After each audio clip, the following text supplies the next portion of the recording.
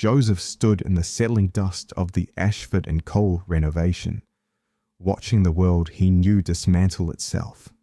For 17 years, he had polished these marble floors until they shone, but now the firm was stripping the building to the bone. The safe sat abandoned in the corner, a heavy rust-eaten block of iron that time had simply forgotten. One of the partners called it dead weight, claiming the lock was frozen and the combination was lost to history. Derek, the facilities manager, flashed a grin when he offered the hunk of metal to Joseph. "Take it if you want, because we're just going to haul it to the scrap heap anyway," he said. And the rest of the staff couldn't help but laugh. A janitor with a massive locked safe seemed like a punchline to them, but Joseph saw something different in that layer of rust. He understood the weight of forgotten things and knew that some objects are built specifically to keep secrets. He accepted the offer without a second thought, not because he expected to find gold, but because he spent his life listening to the language of things people throw away. For 17 years, Joseph had been a ghost moving through the halls of Ashford Cole. It wasn't an accident, but rather the way the world is designed for people like him, where a janitor only truly owns the hallways after the sun goes down. He spent his nights emptying trash cans that were filled with the paper trails of discarded conversations, and he grew to know the lawyers' private habits better than their own families did. He knew exactly who needed their first coffee at 6 in the morning and who stayed huddled at their desk until midnight every Thursday. He even knew which high-powered partners would close their office doors to cry into their hands when they thought the building was empty. But through all those years, he never spoke a word about what he saw or heard. He never asked questions and never acknowledged the secrets he accidentally gathered while pushing a mop. The end came suddenly when the partners announced a massive restructuring on a random Monday morning. They were moving the whole operation downtown and consolidating their client files, calling it a necessary change for the future of the firm. Joseph watched them personally carry heavy boxes out of the executive suites, and he noticed how they installed brand new locks on the filing rooms while hand-shredding documents they refused to trust to the disposal company. It felt like more than just a simple office relocation to him. It felt like something much larger was being buried. When Derek finally caught up with Joseph near the old vault, the manager looked exhausted and ready to be done with the whole building. "We have to clear this floor out, and this safe has been sitting here since the 80s, with no combination on file, and a key that's been gone for decades," he explained while tapping the cold metal surface. He told Joseph he could have it since the firm was already paying a crew to haul everything else out, and he shrugged like a man passing off a burden he didn't want to look at too closely. Joseph knew he should have walked away because a broken safe was just a massive piece of junk that would take up space. It was useless metal and a total liability for a man living on a fixed income. But 17 years of cleaning up after powerful people had taught him how to read the things they left behind. He knew that men with that much influence don't keep useless objects in their inner sanctums, and they certainly don't keep safes unless there is something inside worth protecting. He hired a team of movers to haul the iron box to his garage, which was a small, quiet space attached to his house on the east side where he kept his tools. The safe arrived on a Thursday evening and settled onto the concrete floor like a heavy monument to a history he didn't yet understand. That night, he ran his hand across the rough, rusted surface and felt the chill of the metal, noting how the dial was frozen solid at a number someone had forgotten long ago. His daughter came by to visit that weekend and spotted the eyesore immediately. "Dad, what on earth is that doing in here?" she asked. "It's a safe," he answered simply. "I can see that, but why would you bring a giant piece of scrap metal into your house?" He didn't have a real answer for her because it was hard to explain that he had learned to trust the physical weight of a secret. He believed that objects gathered a certain kind of gravity when they refused to disappear. But he just told her it was something from the office. She just shook her head at him, clearly thinking her father was confusing wisdom with being stubborn. "It's junk, Dad. That's all it is," she said before heading inside. Maybe she was right, and the safe was nothing more than a corroded box with a dial that would never turn again. A professional locksmith would probably charge him hundreds of dollars just to confirm that the situation was hopeless. He was just a janitor, after all, a man who spent his life scrubbing floors after lawyers made them millions and broke their rules.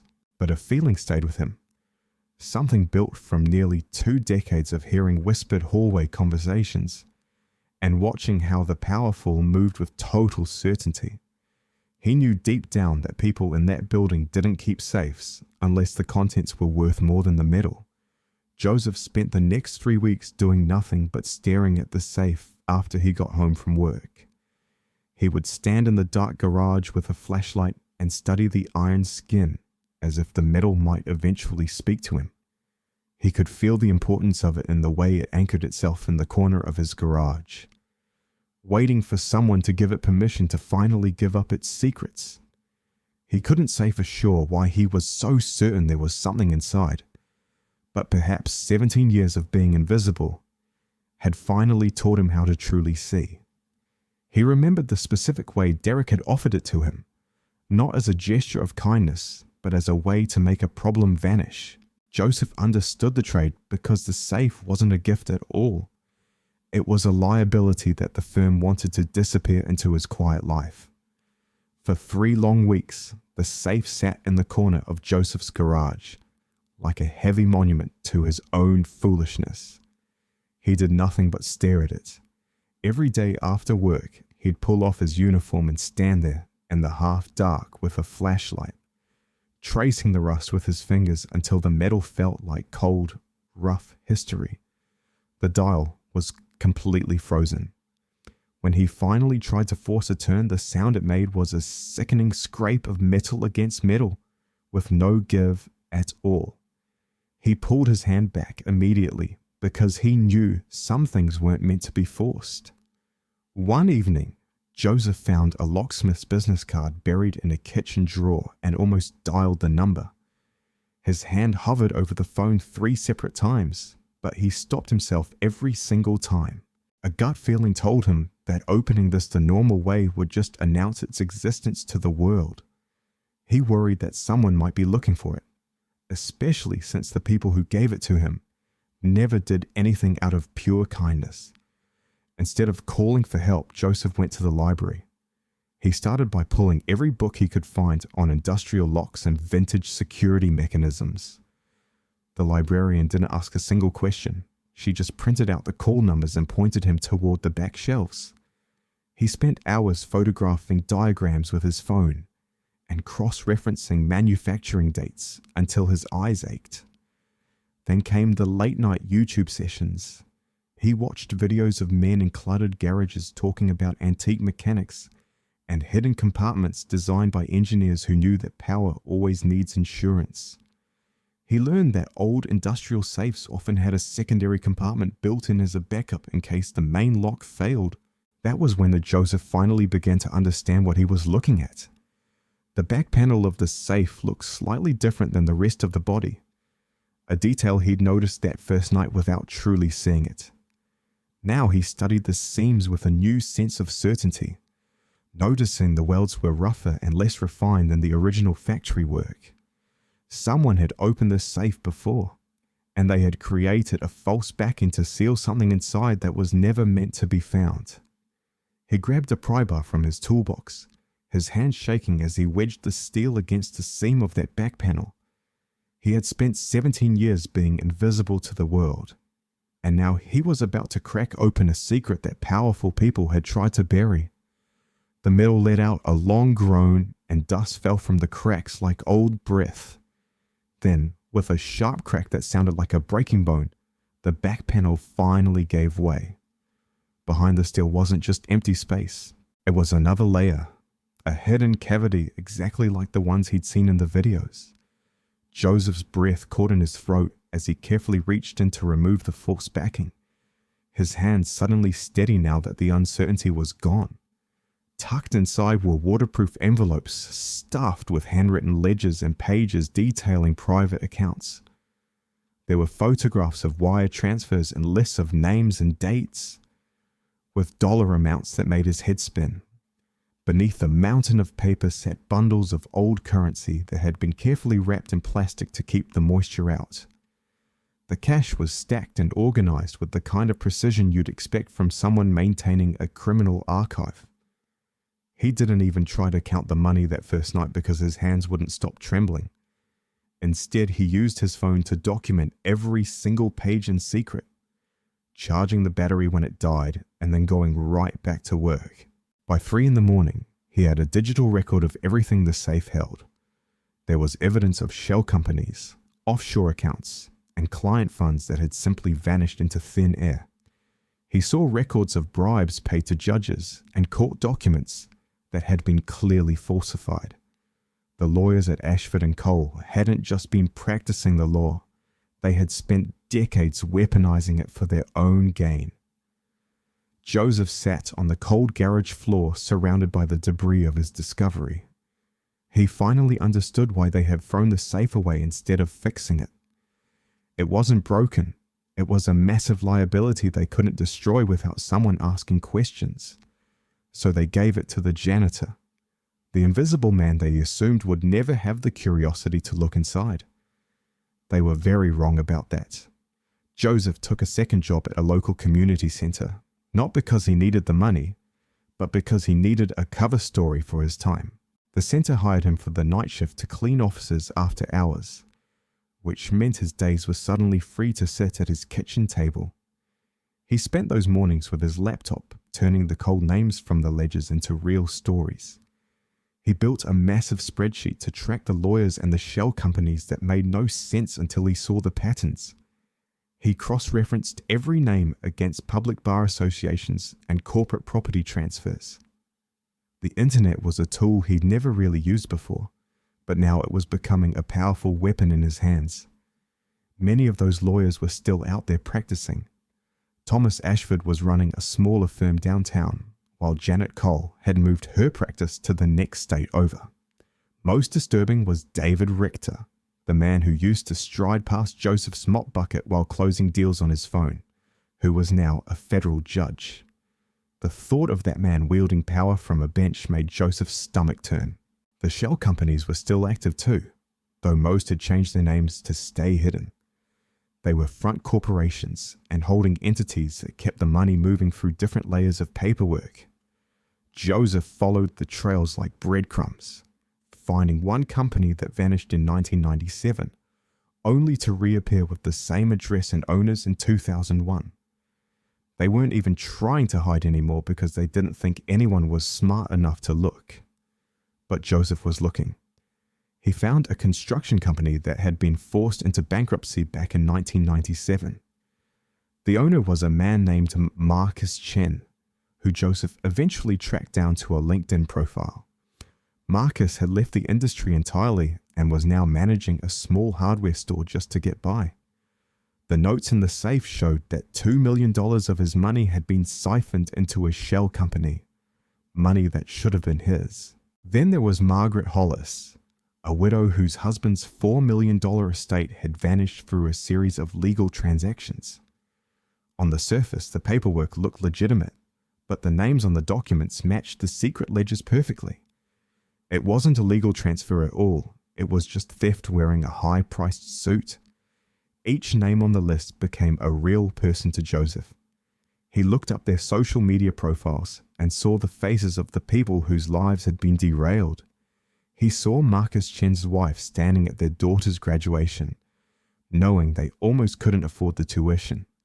He saw Margaret Hollis volunteering at a food bank because she actually needed the help, not just out of the goodness of her heart. When he finally counted the cash in the safe, the total came to $140 million. He counted it 3 separate times just to be sure he wasn't dreaming. Not all of it was stolen directly, as some was clearly laundered money or payments for hush-hush deals, but every cent was tied to a system of theft that spanned 20 years. Joseph lived with this knowledge for weeks, and the weight of it began to change how he moved and how he slept. He started documenting his process in a small notebook that he hid behind a loose brick in the garage wall. It was a bit of tradecraft he'd picked up from old crime shows, but he realized he actually needed it now. To protect himself, he made copies of every document and hid them in 3 different locations. The originals stayed in the safe, but one set of copies went into a safety deposit box in a small town where no one would ever look.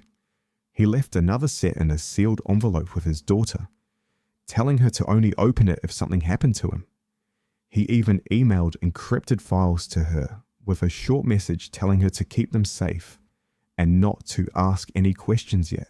One evening, a dark sedan parked outside his house and just sat there for an hour before driving away. Joseph's pulse hammered in his chest as he checked the locks on his doors 3 times that night. He wondered if they already knew what he had done, but as the days passed, nothing happened. Maybe the car was nothing, or maybe they were just watching to see if the janitor would finally crack. Joseph knew he couldn't live under this pressure much longer because the weight was becoming too heavy to carry alone. He needed help. Joseph knew he couldn't just walk into any law office on the corner. The legal world in this city was a tight circle where everyone knew everyone else's business. The local attorneys spent their weekends playing tennis with the partners from Ashford and Cole, and they sat on the same committees during the week. This corruption wasn't just a few bad apples, because it ran through the entire system like rot eating its way through an old house. He needed to find someone from the outside, specifically a federal prosecutor who made a career out of tearing down what local lawyers tried to protect. One Tuesday evening, he sat in front of his computer searching for assistant U.S. attorneys who handled white-collar crime and corporate fraud. He scrolled through dozens of names until he landed on a woman named Rhonda. Her bio was short and blunt, stating she specialized in financial crimes and corporate malfeasance, and she was known for taking on the cases that everyone else called unwinnable. He stared at her photo for a long time, noting the gray hair and the look in her eyes that suggested she had seen enough greed to make her mission personal. When he called her office the next morning, he was careful not to give the receptionist too many details. He simply stated he had proof of systematic fraud at a major firm, which earned him a transfer to an investigator's desk. Joseph spoke in shadows, revealing the architecture of the crime without giving up his own name or the names of the partners. He described the shell companies and the way client funds just vanished, painting the shape of the corruption until the investigator promised a callback. A week passed in silence before Rhonda called his cell phone directly. Her voice was steady and measured, and she told him she wanted to see what he had in person, rather than talking over a recorded line. They met at a quiet coffee shop in a neighborhood where no one from the high-rise offices downtown would ever step foot.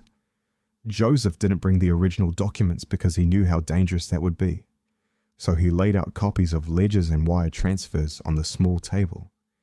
He pointed out the names and the dollar amounts, showing her exactly how the theft had been structured over the years. Rhonda read through every page without saying a word, though her hands began to move faster as she realized the scale of what she was looking at. When she finally reached the end, she looked up and asked him where he was keeping the originals. "They're safe," Joseph replied. "Are they literally safe or just figuratively?" she asked. "Both," he told her. She leaned back and explained that while this evidence was a gold mine, it was also incredibly dangerous for him to possess. If the firm found out he had these papers, they would use every legal trick to claim he had stolen them or argue that the chain of custody was broken. They would try to bury him under a mountain of lawsuits while the real evidence was quietly destroyed. But if they moved carefully, they could build a case that no one could escape. Within 2 weeks, the FBI and the IRS were quietly digging into the firm's history alongside the SEC. They started tracing the wire transfers and looking into the judge who had been taking bribes. And Joseph realized the rot went much deeper than he had ever imagined. The official documents only called him the cooperating witness, But the partners at Ashford and Cole weren't fools. They knew only a few people had access to that safe, and it didn't take long for them to connect the dots back to the man who cleaned their floors. Joseph felt the walls closing in, and he knew it was only a matter of time before they confronted him. Thomas Ashford finally tracked him down at the community centre on a Tuesday night, while Joseph was mopping a long, empty hallway. The fluorescent lights hummed overhead, and the sound of approaching footsteps echoed against the linoleum floors. Ashford looked older and smaller than he did in the office, appearing like a man whose power was starting to crack under the weight of his secrets. "I know what you took from us," Ashford said, his voice barely a whisper in the quiet hall. Joseph didn't say a word, but his knuckles turned white as he gripped the handle of his mop.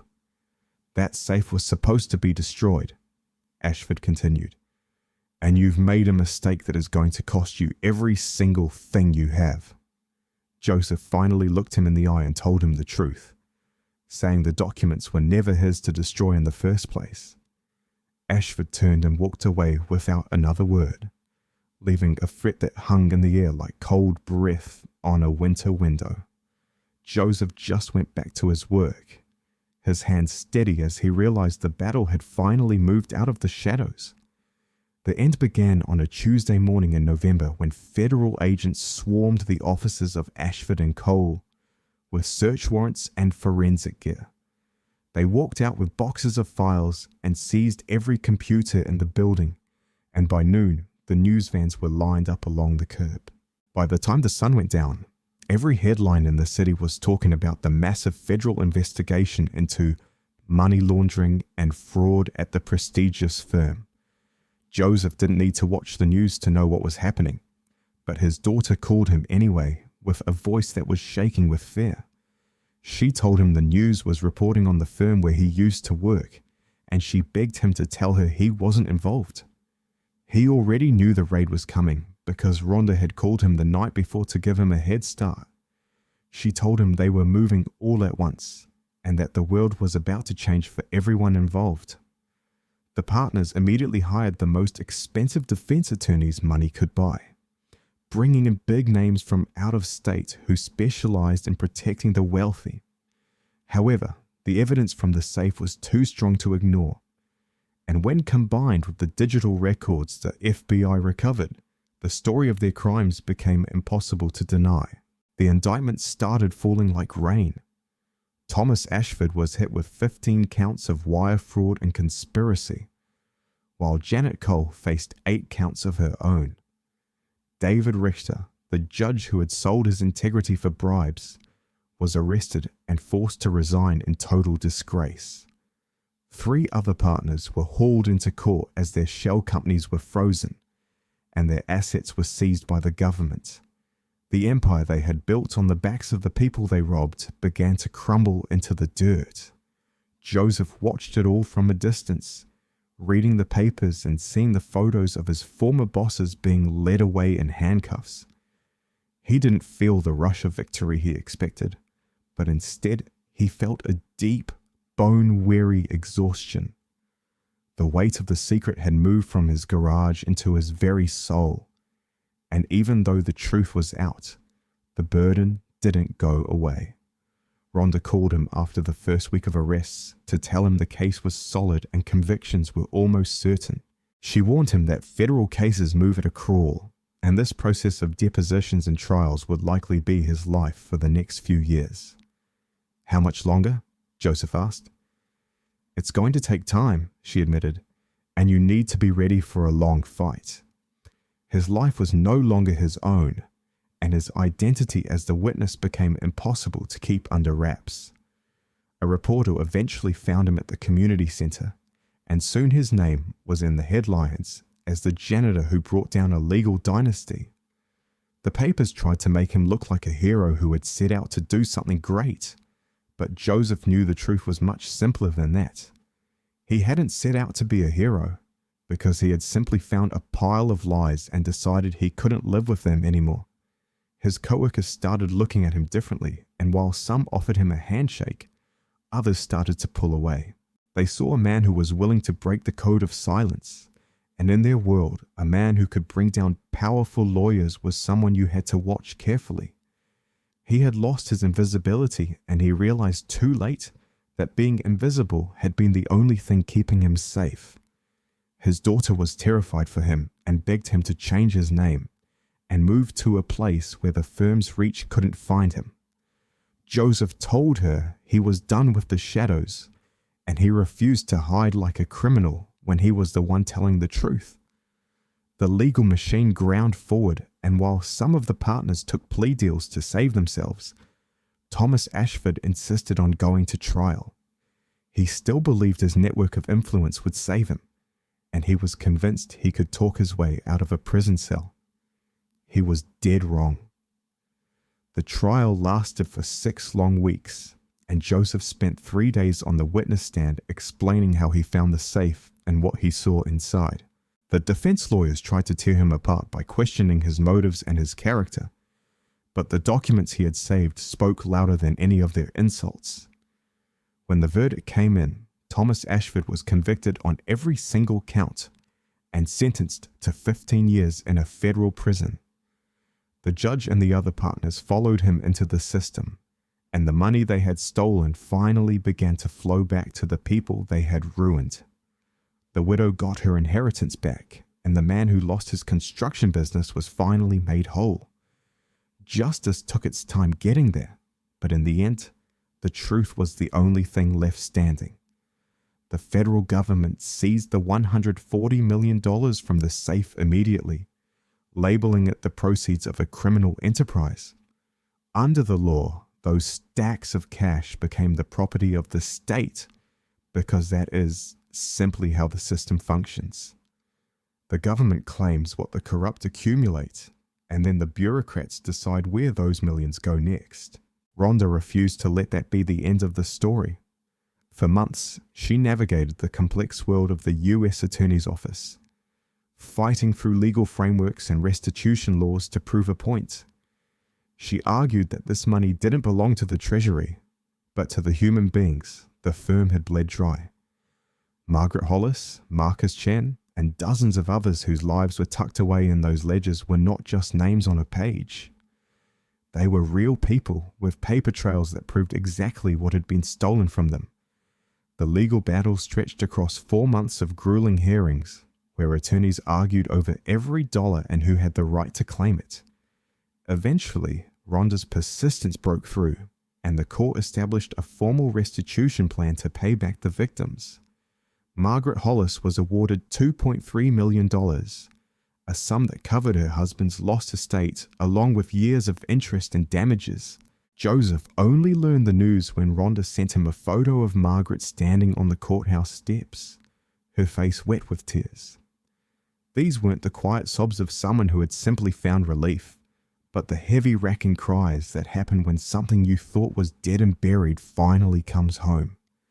Marcus Chen received $8.7 million, which was finally enough to rebuild the life that had been stripped away in 1997.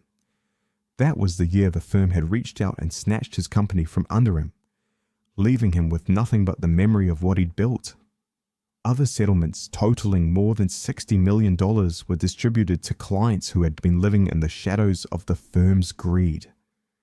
There was a widow who spent her days volunteering at a food bank, and a real estate developer who had watched his entire world collapse. One small business owner had been funding his daily operations out of his own pockets for years because the firm had made his capital vanish into thin air. The remaining $65 million was split between the federal government and a new fund designed specifically to help victims of financial fraud. This money would ensure that other thefts were discovered and other hidden injustices were finally dragged into the light of day. One afternoon, Rhonda called Joseph to tell him the government was offering him a $500,000 reward for his role in the case. She explained that this was a discretionary amount the state provides in high-stakes whistleblowing cases, and she had advocated personally to make sure he was taken care of. Joseph sat in silence, unable to find the words to respond. Rhonda pushed back against his quiet, reminding him that $500,000 was a significant recognition, of the massive risks he had taken. "I don't want it," Joseph finally said. "Yes, you do. You just haven't realized it yet," Rhonda replied, her voice firm as she told him to take the money because he had more than earned it. He tried to tell her to put his share back into the restitution fund, but she flatly refused to let him walk away empty-handed. She reminded him that he had put his entire life on the line, and in her mind, that meant he deserved to be paid for his courage. So Joseph eventually accepted the $500,000, which the government deposited into his bank account in installments over the course of 3 months. To him, the money felt like a payment for witnessing something horrific, almost as if the state were paying him to stay quiet about the darkness he'd uncovered. He knew logically that wasn't the case, but the heavy feeling in his gut wouldn't go away. He used the first portion of the money to pay off his house, ending 23 years of mortgage payments with a single digital transfer. That night, he walked through the rooms of his home, feeling like a total stranger, as if he'd purchased a life that was meant for someone else. He donated half of the remaining cash to the community center where he worked the night shift, and they used the funds to completely overhaul the gymnasium. They bought new computers for the kids in the after-school program and hired a full-time counselor to help children who were struggling with unstable homes. Joseph never told a soul about the donation, but the director eventually put the pieces together and tried to thank him, though he quickly told her to drop it. The rest of the money went into a trust for his daughter's education to ensure she could go as far as she wanted in school. She was finishing her undergraduate degree now, and that trust meant she could attend graduate school or travel anywhere her heart desired. Life tried to return to normal, but the world around Joseph had shifted in ways he couldn't ignore. He still worked as a janitor, pushing his mop through the same hallways and emptying the same trash cans every night. However, people knew his face now, and they knew exactly what he had done to the men in the high-rise. Some people looked at him like a hero, the invisible man who had stepped out of the shadows to topple a corrupt empire. Others saw him as a traitor, a working-class man who had broken the unwritten code of silence by giving evidence against his superiors. That silent agreement, the idea that you don't talk about what happens behind closed doors, mattered to people far more than Joseph ever expected it would. Joseph realized that the truth was much heavier than any label people tried to pin on him. He wasn't a hero, but rather a man who had found something that didn't belong to him and decided he couldn't live with the lie. The alternative was to stay silent and become a part of the corruption, and that was a version of himself he wasn't willing to meet. One afternoon, Joseph stepped into his garage and looked at the safe that still sat in the corner where the movers had dropped it years ago. The false backing had been ripped out and filed away as evidence, leaving the interior as nothing but empty metal and flakes of rust. It was a piece of history that no longer held any secrets. He ran his hand along the cold, rough metal and realized that the weight of the object had finally shifted. The corruption and the decades of theft no longer sat in his garage. That burden now rested solely on the men who had created it. Thomas Ashford was currently serving his time in a minimum security federal prison in upstate New York, while the judge who took his bribes lived in total disgrace. The firm of Ashford Cole had been dissolved and its name scrubbed from the building, leaving the partners scattered and their careers in ruins. And through it all, Joseph was still here, still cleaning, and still carrying the quiet knowledge that the things we forget often have the most power to change the world. The years have a way of blurring together once the trials end and the final appeals are exhausted. Joseph is 58 years old now, and he has spent the last 5 years cleaning the same community center every night. He watches the faces change as students graduate and new volunteers cycle through the doors, but the rhythm of the work never wavers. The floors still need to be buffed and the spaces still need care. So he moves through the darkness with the steady pace of a man who knows exactly where he belongs. The safe is no longer in his garage because he donated it to a museum dedicated to corporate crime. It sits behind a thick pane of glass now, accompanied by a small placard that explains the history of the corruption it once hid. School groups walk past it sometimes, and Joseph often wonders if the kids taking photos see the weight of the story, or if they just see a rusty old box. Letters arrive in his mailbox every so often from people like Margaret Hollis and Marcus Chen, whose lives were rebuilt because of what he found. They use words like brave and hero, speaking his name as if it carries a weight he doesn't quite recognize. In his heart, Joseph knows that the reality of what happened was much simpler than the stories people tell. Bravery implies that you had a choice to make while you were shaking with fear, but Joseph felt like he had no choice at all. He found a thread and he pulled it until the whole thing unraveled, because walking away simply wasn't an option he could live with. The real fear didn't hit him until much later, and by then he realized you can't stand still when you're the only one holding the truth. Rhonda called him recently to let him know that Thomas Ashford had been released on parole after serving 12 years of his sentence. He was moving to a tiny town in Montana to live out his days in anonymity, far away from the city and the people whose lives he had dismantled. She didn't tell him this to scare him, but to let him know that the chapter was finally truly closed. When he hung up the phone, Joseph felt a strange tightness in his chest finally let go. A tension he had carried for so long he'd forgotten it was there. The next morning, he stood in his garage and stared at the empty patch of concrete where the safe used to sit.